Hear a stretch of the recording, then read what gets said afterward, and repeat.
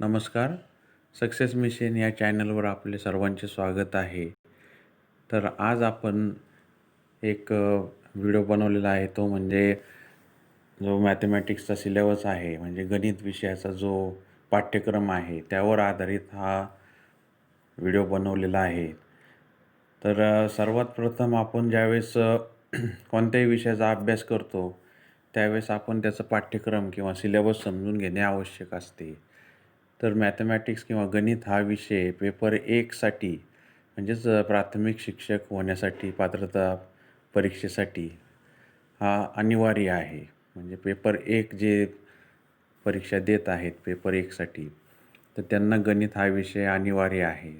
जरी तुमचं faculty arts असेल, कॉमर्स असेल, सायन्स असेल, तर गणित हा भाग तुम्हाला सोडवावा लागणार आहे. आणि पेपर 2मध्ये गणित हा विषय फक्त सायन्स फॅकल्टी असणाऱ्यांना कंपल्सरी आहे. मात्र पेपर 1मध्ये सर्वांनाच गणित हा भाग सोडवावा लागणार आहे.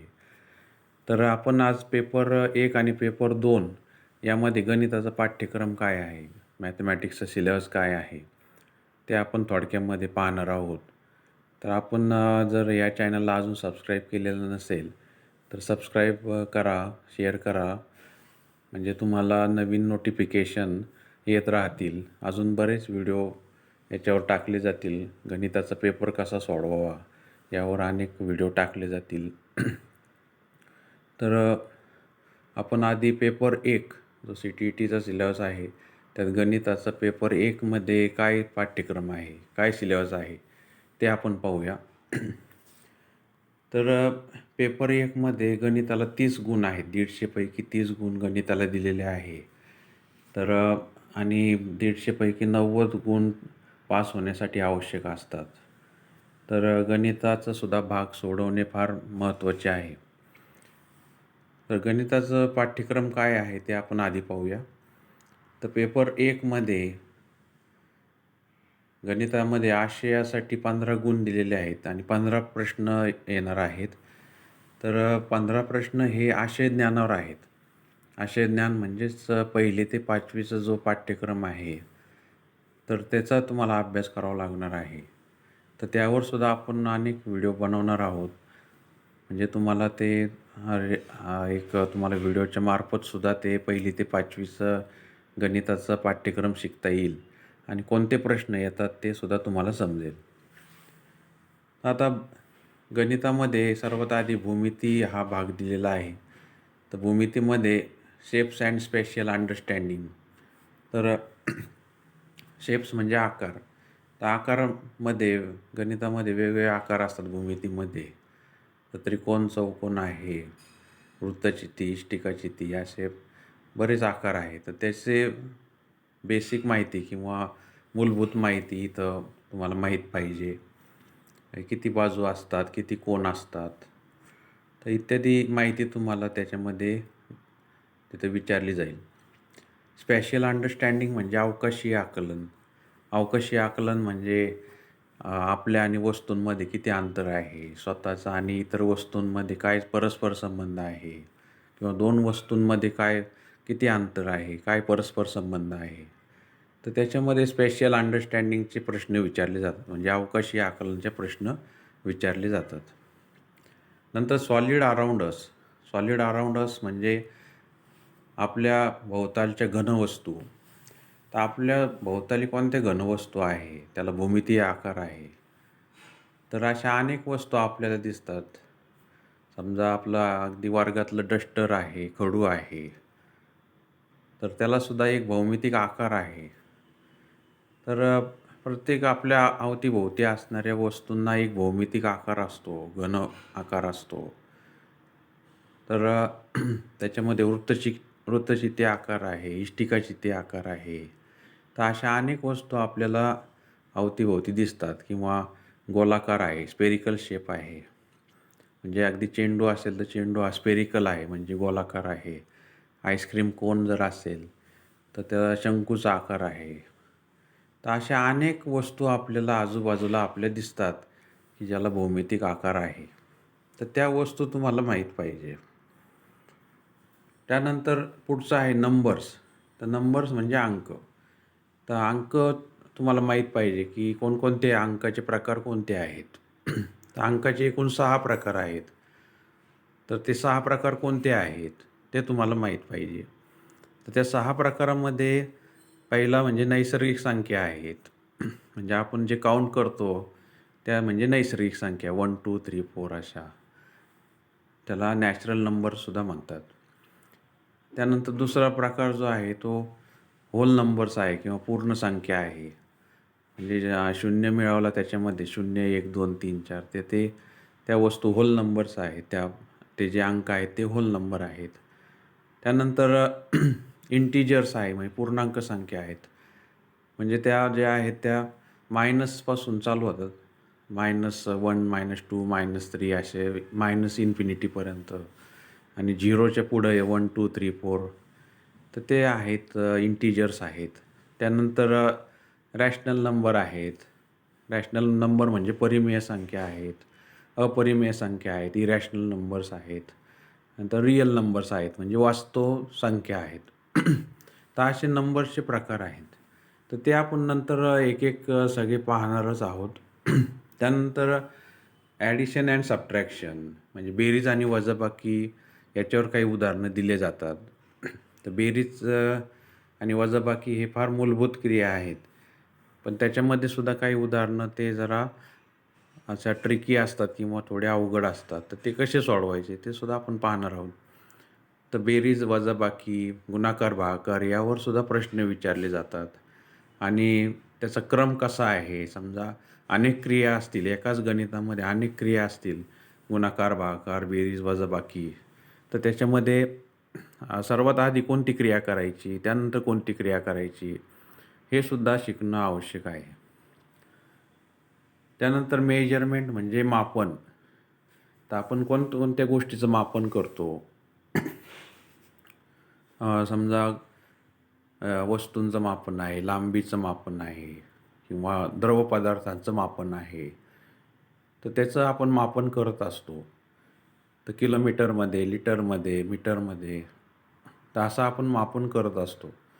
त्यानंतर वेट जे आहे, वेट म्हणजे वजन. तर वजनसुद्धा किलोग्रॅममध्ये असतं. तर ते वजनाचं कन्व्हर्जन कसं करायचं, ग्रॅमचं किलोग्रॅम किंवा किलोग्रॅमचं ग्रॅममध्ये, असं ते वेटची पण काही उदाहरणं विचारली जातात. त्यानंतर टाईम म्हणजे वेळ. तर वेळेवर आधारित सुद्धा काही उदाहरणं विचारली जातात. म्हणजे एका ठिकाणाहून दुसऱ्या ठिकाणी जाण्यासाठी किती वेळ लागेल. समजा एखादी गाडी एवढ्या वेगाने चाललेली आहे आणि अंतर एवढं आहे तर किती वेळ लागेल किंवा वेळ दिलेला असेल, अंतर दिलेलं असेल, असे अनेक प्रकारचे उदाहरणं तिथं दिलेले असतात. तर त्यानंतर घनफळ, व्हॉल्यूम, वेगवेगळ्या घनपदार्थांचं घनफळ कसं काढायचं. तर घनफळ काढण्यासाठी वेगवेगळ्या घनपदार्थांसाठी वेगवेगळं सूत्र तिथं आहे. इष्टिकाची ती आहे, वृत्तची ती आहे, तर स्पियर आहे, सिलेंडर आहे. तर प्रत्येक याच्यासाठी घनफळाचं सूत्र वेगळं आहे. तर ते घनफळाचे प्रत्येक याचं सूत्र लक्षात ठेवणं आवश्यक आहे. ते सुद्धा आपण पाहणार आहोत. त्यानंतर डाटा हँडलिंग म्हणजे माहितीची हाताळणी. म्हणजे जर दिलेली माहिती दिलेली असेल तर त्याची हाताळणी कशी करायची. त्याला टेबलमध्ये भरून घ्यायचं. टेबलच्या फॉर्ममध्ये त्याला कन्व्हर्ट करायचं. दिलेली माहिती टेबलमध्ये भरायची किंवा त्याचा ग्राफ काढायचा, आलेख काढायचा. तर माहितीची हाताळणी कशी करायची ते पण त्याच्यावर काही प्रश्न असतात. किंवा एखादा आलेख दिलेला असेल त्याच्यावर आधारित प्रश्न विचारले जातात. त्यानंतर पॅटर्न जे आहे ते म्हणजे रचना. तर रचनेमध्ये जर सिक्वेन्स दिलेला असेल म्हणजे क्रम दिलेला असेल तर क्रमामध्ये पुढची संख्या कोणती असेल किंवा मधली संख्या कोणती असेल ते ओळखायला सांगतात. त्यावर सुद्धा काही उदाहरणं आपण पाहणार आहोत. त्यानंतर मनी म्हणजेच पैसे. तर पैशावर आधारित सुद्धा काही उदाहरणं तिथं आपण पाहणार आहोत. म्हणजे खरेदी विक्री असेल म्हणजे एखाद्या वस्तूला किंमत किती आहे आणि इतक्या वस्तू घेतल्या तर एकूण किती खरेदी होईल, खरेदी किंमत किती होईल. समजा कोणाकडे एवढे पैसे आहे, एवढ्या वस्तू घेतल्या आणि एवढे पैसे खर्च झाले, तर त्याच्याकडे किती शिल्लक राहिले? असे प्रश्न तिथे विचारले जातात. प्रश्न सोपे असतात, फक्त थोडं ट्रिक वापरून ते पटकन सोडवावे लागतात. तर हा झाला आशय भाग किंवा कंटेंट सेक्शन आपण म्हणतो गणिताचा. तर याच्यावर 15 गुणाचे प्रश्न विचारले जाणार आहेत किंवा 15 मार्क त्याच्यावर असणार आहेत. आणि दुसरा जो भाग आहे पेपर 1 मध्येच, तो म्हणजे आशयज्ञान किंवा अध्यापनशास्त्र किंवा पेडागॉगिकल इश्यूज, म्हणजे अध्यापनशास्त्रीय मुद्दे जे आहेत. म्हणजे कसं शिकवायचं, गणित हा विषय कसा शिकवायचा, गणित शिकवण्यासंबंधीचे विषय, मुद्दे किंवा गणित हा विषय कसा आहे, त्यावर आधारित काही प्रश्न विचारले जातात. तर त्याच्यावर सुद्धा 15 क्वेश्चन विचारले जाणार आहेत आणि त्याला 15 गुण दिलेले आहेत. तर याच्यामध्ये नेचर ऑफ मॅथमॅटिक्स किंवा लॉजिकल थिंकिंग, म्हणजे गणिताचे स्वरूप, तार्किक विचार, म्हणजे गणितात स्वरूप कसं आहे, गणित कसं आहे, गणिताचे किती शाखा आहेत, गणितामध्ये कसला अभ्यास केला जातो, यावर काही प्रश्न विचारले जातात. तर गणितामध्ये लॉजिकल थिंकिंग म्हणजे तार्किक विचार करणे फार आवश्यक आहे. तार्किक विचार म्हणजे काय, तर याच्यावर प्रश्न विचारले जातात. Understanding children's thinking and reasoning pattern, म्हणजे बालकाचे विचार आणि तर्क यांची रचना कशी असते, बालक विचार कसा करतो, तर्क कसा करतो आणि त्यांचं लर्निंग कसं चांगलं होईल, म्हणजे त्यांचं अध्ययन कसं चांगलं होईल, याच्या कोणत्या स्ट्रॅटजीज आहेत, म्हणजे कोणत्या पद्धती आहेत की ज्यामुळं विद्यार्थ्यांचं अध्ययन चांगलं होईल, ते एक आपल्याला त्यात पाहायचं आहे.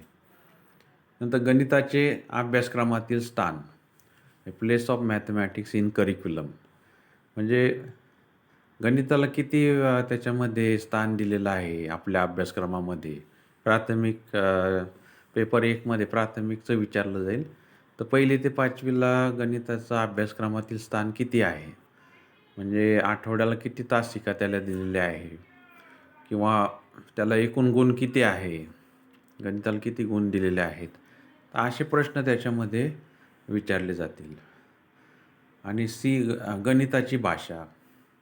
तर गणिताची भाषा म्हणजे जसे इतर भाषा आहेत मराठी, इंग्रजी, हिंदी, तसं गणिताची सुद्धा एक भाषा आहे. तर ती भाषा कशी आहे त्याचासुद्धा आपण अभ्यास पुढं करणार आहोत. तर त्याच्यावर सुद्धा काही प्रश्न विचारले जातील. त्यानंतर डी जो आहे कम्युनिटी मॅथमॅटिक्स, म्हणजे सामाजिक गणित. तर सामाजिक गणितामध्ये म्हणजे आपल्या समाजासंबंधी गणिताचा वापर कसा होतो समाजामध्ये, तर समाजामध्ये गणित कसं वापरलं जातं, तर त्याच्यासंबंधी काही प्रश्न विचारले जातात किंवा गणिताचा उपयोग काय आहे समाजामध्ये. त्यानंतर evaluation through formal and informal methods, म्हणजे औपचारिक आणि अनौपचारिक पद्धतीने मूल्यमापन, म्हणजे मूल्यमापन आपल्याला विद्यार्थ्यांचं मूल्यमापन करावं लागतं.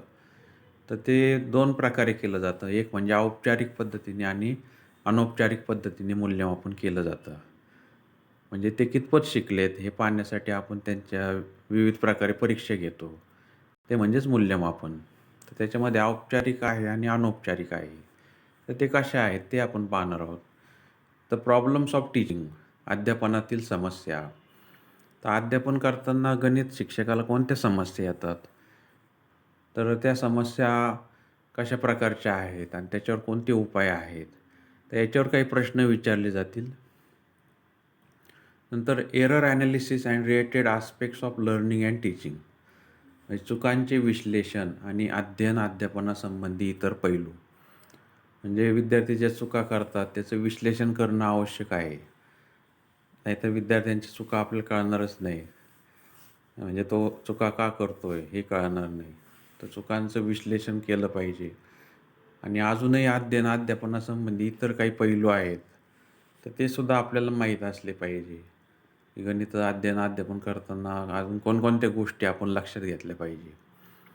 त्यानंतर डायग्नोस्टिक अँड रिमेडियल टीचिंग, निदानात्मक चाचणी व उपचारात्मक अध्यापन.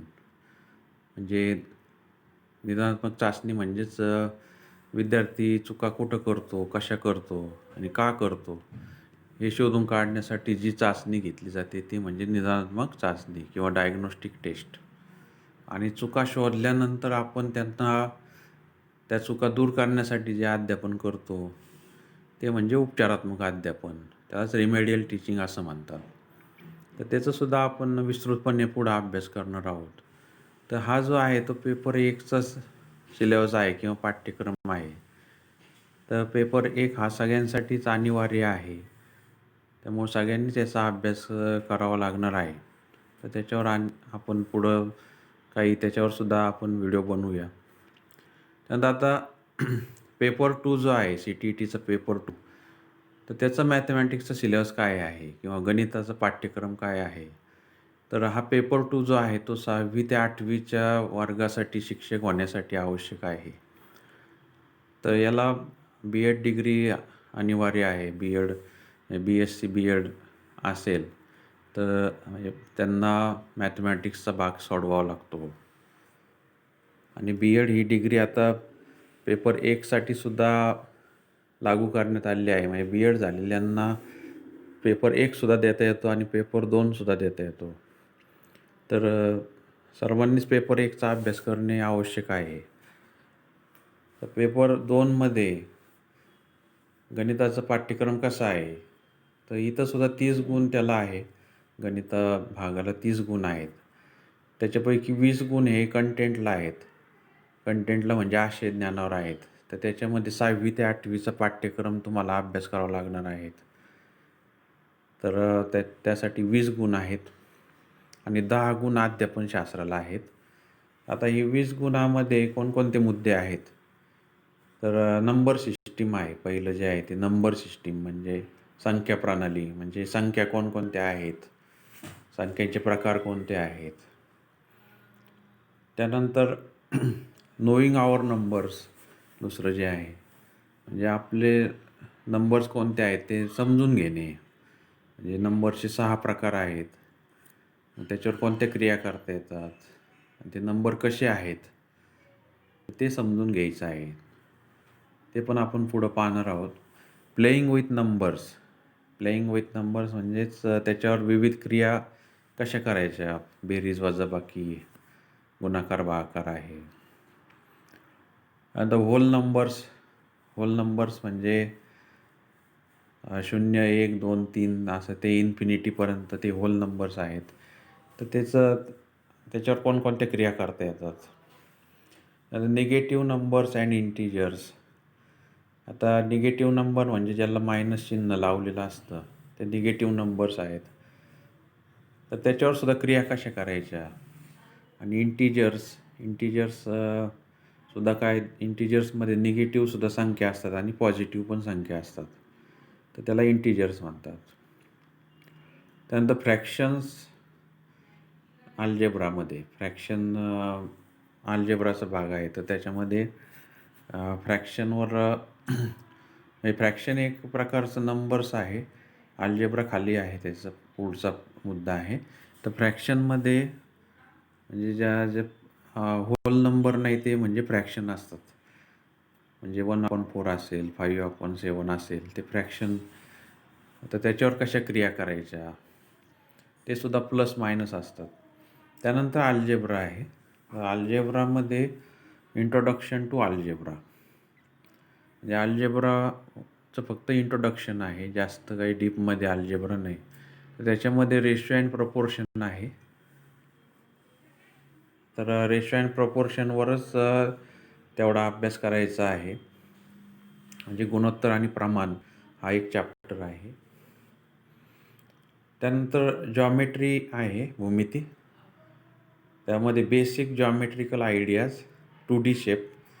म्हणजे 2D शेप कोणते आहेत जॉमेट्रीमध्ये, तर 2D शेपमध्ये त्रिकोण, चौकोन, वर्तुळ, तर असे वृत्तलीय ज्या रचना आहेत किंवा भौमितिक आकार आहे किंवा आकृत्या आहेत त्याला 2D म्हणतात, की ज्याला फक्त समोरची बाजू असते. तर ते म्हणजे 2D शेप असतात.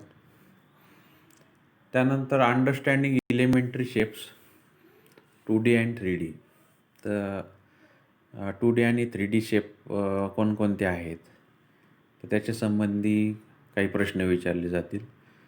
तर 3D शेप म्हणजेच आता समजा गोलाकार आहे म्हणजेच चेंडू आहे. त्यानंतर ठोकळे आहेत. त्यानंतर शंकू आहे. हे 3D शेप्स आहेत. त्यानंतर सिमेट्री म्हणजेच रिफ्लेक्शन. सिमेट्री म्हणजेच ज्या वस्तूचे 2 सारखे भाग होतात किंवा आपण आरशामध्ये पाहतो, तर ते आपली सिमेट्री आहे. म्हणजे आपल्यासारखंच आरशामध्ये दिसतं आपल्याला. किंवा झाडाचं पान असेल, झाडाचं पान मुडपल्यावर त्याचे 2 सारखे भाग होतात. म्हणजे ते सिमेट्री आहे ते. म्हणजेच रिफ्लेक्शन आहे. तर त्याच्यावर काही प्रश्न विचारले जातात. त्यानंतर कन्स्ट्रक्शन जे आहे म्हणजे रचना. म्हणजे कन्स्ट्रक्शन कसं केलं जातं? म्हणजे त्रिकोणाचा असेल, चौकोनाचा असेल, वर्तुळाचा असेल, त्याची रचना कशी केली जाते? Using straight edge scale, protractor, compass. म्हणजे आपण कन्स्ट्रक्शन कशा सहाय्याने करतो? रचना स्केलच्या सहाय्याने, प्रोट्रॅक्टरच्या सहाय्याने, कंपासच्या सहाय्याने आपण रचना करत असतो. त्यानंतर मेन्शुरेशन म्हणजेच महत्त्वमापन आपण त्याला म्हणतो. तर त्याच्यामध्ये आपण विविध गोष्टींचं मापन करत असतो. म्हणजे क्षेत्रफळ असेल, घनफळ असेल, पृष्ठफळ असेल, तर त्याला मेन्शुरेशन म्हणतात. आता विविध 2D आणि 3D फिगर्स आपण क्षेत्रफळ काढतो, घनफळ काढतो, पृष्ठफळ काढतो. हे सर्व फॉर्म्युले याच्यामध्ये येणार आहेत. तर त्याचासुद्धा अभ्यास करावा लागणार आहे. त्याच्यावर बरेच प्रश्न येत असतात. त्यानंतर डेटा हँडलिंग म्हणजे माहितीची हाताळणी. म्हणजेच आता पेपर 1मध्ये सुद्धा आपण पाहिलं, की डेटा हँडलिंग म्हणजे आपण दिलेली माहिती जर टेबल फॉर्ममध्ये लिहिली, म्हणजे टेबल आखून माहिती भरली टेबलमध्ये किंवा आपण त्याचा आलेख काढला, तर त्याला काय म्हणतात? डेटा हँडलिंग म्हणतात. किंवा दिलेल्या आलेखावरून आपण जर प्रश्न सोडवले किंवा टेबलवरून प्रश्न सोडवले, तर ते सुद्धा डेटा हँडलिंगमध्ये येत असतं. त्यानंतर पेडागॉगिकल इश्यूज म्हणजे अध्यापनशास्त्रीय मुद्दे. तर त्याला 10 गुण आहेत. म्हणजे गणित अध्यापन संबंधी जे मुद्दे आहेत, त्याला 10 गुण आहेत. त्याच्यामध्ये nature of mathematics, logical thinking. म्हणजे गणिताचं स्वरूप कसं आहे, गणित कसं आहे, त्याच्या शाखा कोणत्या आहेत, कसला अभ्यास आपण त्यात करतो आणि गणिताचं काय महत्त्व आहे. लॉजिकल थिंकिंग त्याच्यामध्ये येतं. तार्किक विचारक्षमता आपली वाढते. Place of mathematics in curriculum म्हणजे मॅथमॅटिक्सचा अभ्यासक्रमातील काय स्थान आहे. म्हणजे मॅथमॅटिक्स किती महत्त्वाचं आहे अभ्यासक्रमामध्ये, करिक्युलममध्ये, किती टक्के त्याला गुण दिलेले आहेत, आठवड्यात किती तासिका त्याला दिलेल्या आहेत. तर ते झालं प्लेस ऑफ मॅथमॅटिक्स. नंतर लँग्वेज ऑफ मॅथमॅटिक्स म्हणजे गणिताची भाषा कशी आहे. तर गणितीय भाषासुद्धा असते. तर त्याच्यावर सुद्धा प्रश्न विचारला जाऊ शकतो. तर ते आपण पुढं पाहूया की लँग्वेज ऑफ मॅथमॅटिक्स म्हणजे काय. नंतर कम्युनिटी मॅथमॅटिक्स म्हणजे समाजात वापरले जाणारे गणित. समाजाला गणिताचा कसा वापर होतो किंवा समाजात गणित कसं वापरलं जातं. नंतर इव्हॅल्युएशन म्हणजे मूल्यमापन. तर गणिताचं मूल्यमापन म्हणजे गणिताचं काही भाग शिकून झाल्यावर विद्यार्थ्यांचं मूल्यमापन कसं करायचं.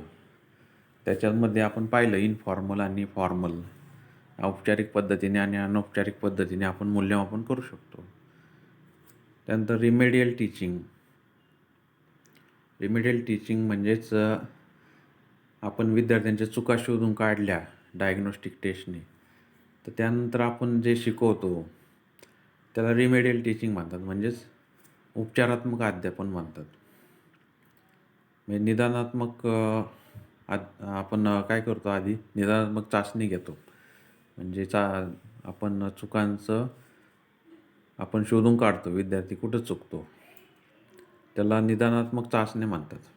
आणि चुका शोधून काढल्यावर जे अध्यापन करतो त्याला रिमेडियल टीचिंग म्हणतात. म्हणजेच उपचारात्मक अध्यापन असं म्हणतात. आता प्रॉब्लेम ऑफ टीचिंग म्हणजे गणित अध्यापन करताना कोणत्या समस्या येतात शिक्षकाला, त्याच्यावर काही प्रश्न विचारले जातात. तर असा हा पेपर 2चा सिलेबस आहे. तर आज आपण पेपर 1 आणि पेपर 2चं सिलेबस आपण थोडक्यात आढावा घेतलेला आहे. तर आपण अभ्यास करताना नेहमीच त्याचा जो पाठ्यक्रम आहे म्हणजे सिलेबस जो आहे तो कायम आपण समोर ठेवला पाहिजे. परत परत वाचला पाहिजे. म्हणजे आपल्याला एक अंदाज येतो की आपल्याला काय करायचं आहे. तर हा जो व्हिडिओ आहे तुम्हाला जर आवडला असेल तर नक्कीच लाईक करा, शेअर करा आणि अजून सबस्क्राईब केलेलं नसेल आमच्या चॅनलला सक्सेस मिशनला तर नक्की सबस्क्राईब करा. म्हणजे पुढं CTET आणि इतर जे शिक्षण क्षेत्रातल्या ज्या कॉम्पिटिटिव्ह एक्झाम आहे त्याचं तुम्हाला मार्गदर्शन मिळत राहील.